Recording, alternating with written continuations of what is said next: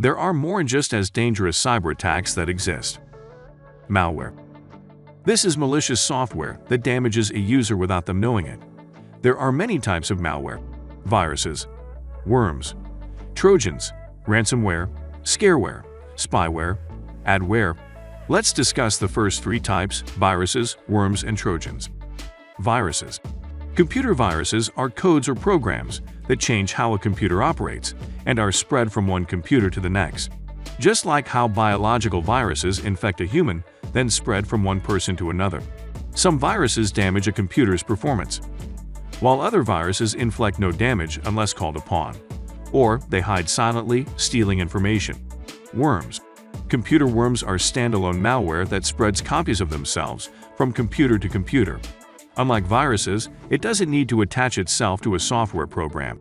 Also, unlike viruses, they can be damaging even without intently harming. They take up a lot of network bandwidth, which can slow down connections, creating an unpleasant internet experience for everyone. Trojans. Trojans are dangerous code or software that looks legitimate but harms your computer. They're designed to damage, disrupt, steal, or abuse your data or network. They spread via social engineering. Social engineering is the act of using deception to manipulate people into performing harmful acts or sharing confidential information. Hackers will trick people into clicking bad links, installing fake software, and opening dangerous email attachments. Poison web service and network infrastructure attacks. Servers are often targeted by hackers. Their most common cyber attacks are poisoned web service attacks. A hacker gets into a web server and attaches a code that attacks users when they access a specific server page. For example, a hacker just got into a server called Cyber Network. The hacker then attaches malware to the home page, making every user who visits that page in danger of downloading it. Network infrastructures are vulnerable to attacks too. Hackers can damage networks by manipulating domain name system (DNS) data in a DNS server. Remember, DNS attaches names to IP addresses. Suppose a hacker corrupts the DNS records of a bank website like Chase.com. This attack will redirect traffic meant for this website to the hacker's fake version of the Chase Bank website. Unbeknownst to users, they visit the fake website and start sharing their bank information with criminals. Malvertising. Malvertising means malicious advertising. This is when online ads are used to spread malware or other cyber attacks. For example, have you ever been on a website with pop-ups or scandalous ads? Some of these ads are false advertisements by hackers. Hackers buy this advertisement space so that when a person clicks on the ad or goes through their website, they'll unknowingly download malware. Sadly, many websites get their revenue from online ads, so they keep such dangerous ads exposed to their audiences. Drive-by downloads. A user downloads software not understanding what they're doing.